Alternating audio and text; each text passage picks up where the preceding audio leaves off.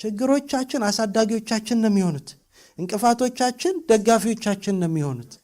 ጠላቶቻችን አጃቢዎቻችን ነው የሚሆኑት። ታውቃላችሁ ብዙ ጠላት ሲኖራችሁ ታዋቂ ነው የምትሆኑት። ስማችሁ እየገነነ ነው የሚሄደው። የእናንተ ሰራተኞች ነው የሚሆኑት።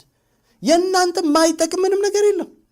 ምንም ነገር ክፉ ሰው ይጠቅማችኋል፣ ደግ ሰው ይጠቅማችኋል፣ ረጅም ሰው ይጠቅማችኋል፣ አጭር ሰው ይጠቅማችኋል፣ ወንዱ ሴት ሰው ሁሉ ይጠቅማችኋል።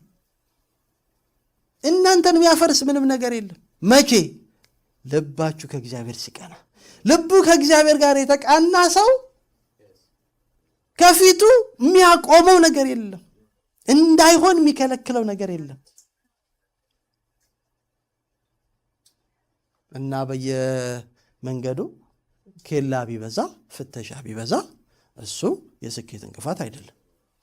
ልባችንን በየመንገዱ ቼክ ቢያደርገው እግዚአብሔር መልካም ነው። ወጉ እንደዛ ነው። መንፈሳዊ ነገር የሚሰራው እንደዛ ነው።